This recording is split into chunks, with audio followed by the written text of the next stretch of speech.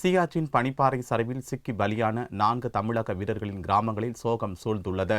இமயமலையின் சியாச்சின் பகுதியில் ஏற்பட்ட பனிச்சரிவில் சிக்கி பலியான 10 மெட்ராஸ் ரெஜிமெண்ட் பிரிவு ராணுவ வீரர்களில் 4 பேர் தமிழகத்தை சேர்ந்தவர்கள். இதில் மதுரை மாவட்டம் சொக்கதேவன்பட்டியை சேர்ந்த கணேசன், தேனி மாவட்டம் குமணன் தொழுவையை சேர்ந்த குமார், வேலூர் துக்கம்பாறையை சேர்ந்த ஏழுமலை, கிருஷ்ணகிரி மாவட்டம் ஒசூரை அடுத்த குடிசாதனப்பள்ளி கிராமத்தை சேர்ந்த ராமமூர்த்தி ஆகியோர் பலியாகியுள்ளனர். இதில் கணேசனுக்கு இன்னும் திருமணமாகவில்லை. கடந்த 2010ஆம் ஆண்டு பாலிடெக்னிக் படிப்பை பாதியில் முடித்துவிட்டு ராணுவத்தில் சேர்ந்த அவரது இறப்பு செய்தி விவசாயியான தந்தை கணேஷ், தாய் ரஞ்சிதம் மற்றும் உறவினர்களை சோகத்தில் ஆழ்த்தியுள்ளது. குமணன் தொழுவை சேர்ந்த குமாருக்கு கடந்த 5 மாதங்களுக்கு முன்பு 15 ஆண்டு பணி நிறைவடைந்த நிலையில் மீண்டும் பணி நீட்டிப்பு செய்து பணியாற்றியுள்ளார். அவருக்கு கவிதா என்ற மனைவியும் ரியாத் என்ற 6 வயது மகனும் உள்ளனர். இதேபோல் ராமமூர்த்தி மற்றும் ஏழுமலையின் இறப்பு குடும்பத்தினரை மட்டுமன்றி அந்தந்த கிராம மக்களிடம் பெரும் சோகத்தை ஏற்படுத்தியுள்ளது.